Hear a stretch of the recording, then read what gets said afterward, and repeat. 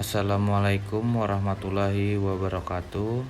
Perkenalkan, saya Jian Anjasmara, NPM 1863-2010-50, kelas 6B, Fakultas Ilmu Sosial dan Ilmu Politik, Program Studi Ilmu Administrasi Negara, Universitas Widyagama Mahakam Samarinda. Pada kesempatan kali ini, saya akan menjelaskan materi yang berkaitan dengan mata kuliah Administrasi Pembangunan, yaitu peran pemerintah dalam pembangunan nasional. Peran pemerintah dalam pembangunan nasional merupakan upaya untuk meraih tujuan nasional serta cita-cita bangsa, seperti yang telah tercantum di dalam Undang-Undang Dasar 1945 alinea keempat dan alinea kedua. Menurut Heliarta dalam buku Pembangunan Nasional 2019, pembangunan nasional merupakan upaya pemerintah untuk meningkatkan kesejahteraan masyarakat di Indonesia. Pembangunan nasional adalah pembangunan oleh serta untuk rakyat secara nasional. Maka dari itu, masyarakat di Indonesia harus turut serta dalam pembangunan nasional. Tentunya pembangunan tidak hanya dilakukan dalam ranah ekonomi saja, namun juga dalam ranah sosial dan budaya, politik, pendidikan, dan pertahanan dan keamanan, serta lain sebagainya. 5. Peran pemerintah dalam pembangunan nasional. Yang pertama, peran pemerintah dalam pembangunan stabilisator. Yang kedua, peran pemerintah dalam pembangunan inovator. Yang ketiga, peran pemerintah dalam pembangunan modernisator. Yang keempat, peran pemerintah dalam pembangunan pelopor. Kemudian yang terakhir, yang kelima, peran pemerintah dalam pelaksana sendiri. Yang pertama, peran pemerintah dalam pembangunan stabilisator.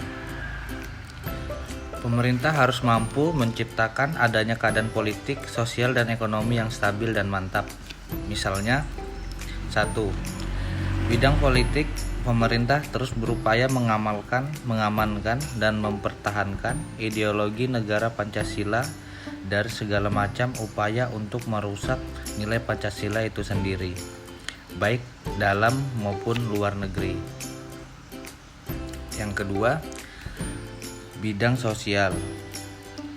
Pemerintah berupaya menanamkan nilai-nilai budaya bangsa yang telah menjadi milik bangsa Indonesia sejak lama, agar masyarakat tidak terpengaruh nilai-nilai lain yang negatif.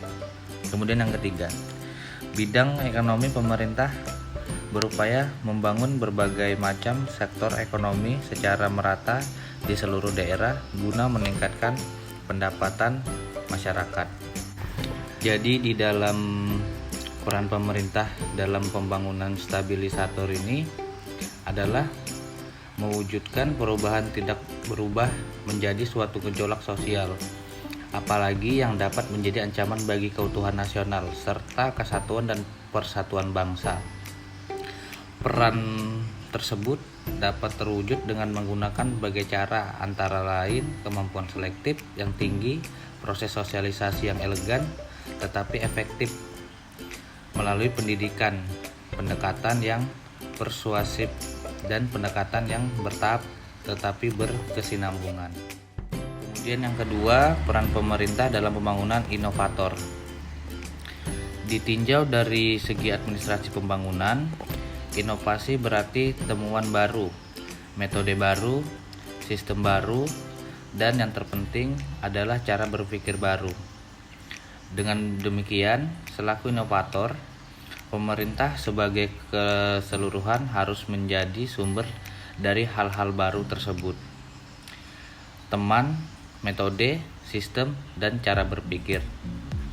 Kemampuan sebagai inovator pembangunan adalah kemampuan menerjemahkan program pembangunan daerah yang bahasan yang sederhana, serta mengunggah keinginan dan keikutsertaan masyarakat dalam bidang pembangunan. Jadi, di dalam memainkan peran selaku inovator, pemerintah sebagai keseluruhan harus menjadi sumber dari hal-hal baru. Jadi, prakondisi yang harus terpenuhi agar efektif memainkan peranannya, pemerintah perlu memiliki tingkat keabsahan yang tinggi. Suatu pemerintahan yang tingkat keabsahannya rendah, misalnya karena menang dalam perebutan kekuasaan atau karena tidak pemilihan umum yang tidak jujur dan tidak adil, akan sulit menyodorkan inovasinya kepada masyarakat. Adapun 3 hal yang mutlak mendapatkan perhatian serius ialah penerapan inovasi dilakukan di lingkungan birokrasi terlebih dahulu, inovasi yang sifatnya konsepsional, inovasi sistem, serta prosedur dalam metode kerja. Kemudian yang ketiga, peran pemerintah dalam pembangunan modernisator. Pemerintah bertugas untuk menggiring masyarakat ke arah kehidupan modern, yaitu kemampuan penguasaan ilmu, pengetahuan, dan teknologi. Kemudian kemampuan dan kemahiran manajerial. Kemudian kemampuan mengelola kekayaan alam, serta memiliki sistem pendidikan nasional yang handal sehingga mampu menghasilkan SDM yang produktif. Dengan terwujudnya pembangunan modernisator tersebut, maka negara-negara yang kuat dan mandiri akan diperlakukan sederajat oleh negara-negara lain. Kemudian yang keempat, peran pemerintah dalam pembangunan pelopor. Pemerintah harus menjadi panutan, role model bagi seluruh masyarakat, baik buruknya perilaku yang dipraktikkan oleh orang-orang yang berada di lembaga pemerintahan. Juga memberikan pengaruh besar terhadap psikologi masyarakat yang melihat dan memahaminya. Karena ketika pemerintah mengeluarkan statement akan sesuatu dilarang korupsi, tetapi mereka orang-orang parlemen yang melakukan hal-hal tersebut, sehingga pada akhirnya timbullah rasa ketidakpercayaan antara masyarakat dengan pemerintah. Demi mewujudkan pembangunan, peran pelopor harus menjadi panutan bagi seluruh masyarakat. Kepeloporan harus bekerja seproduktif mungkin dalam menegakkan keadilan dan kedisiplinan, dalam kepedulian terhadap lingkungan, sosial, dan budaya, serta berkorban demi kepentingan negara. Kemudian yang terakhir, peran pemerintah dalam pembangunan pelaksana sendiri. Pelaksanaan berbagai kegiatan pembangunan merupakan tanggung jawab nasional dan bukan menjadi beban pemerintah semata. Karena berbagai pertimbangan seperti keselamatan negara, modal yang terbatas, dan kemampuan yang masih belum memadai.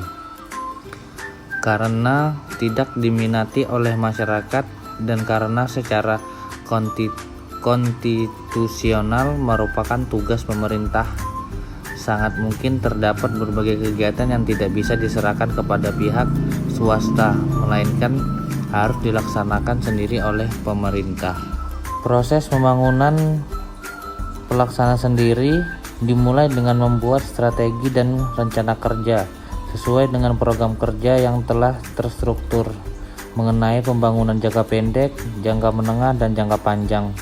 Juga dilakukan sebagai salah satu bentuk pembinaan terhadap masyarakat.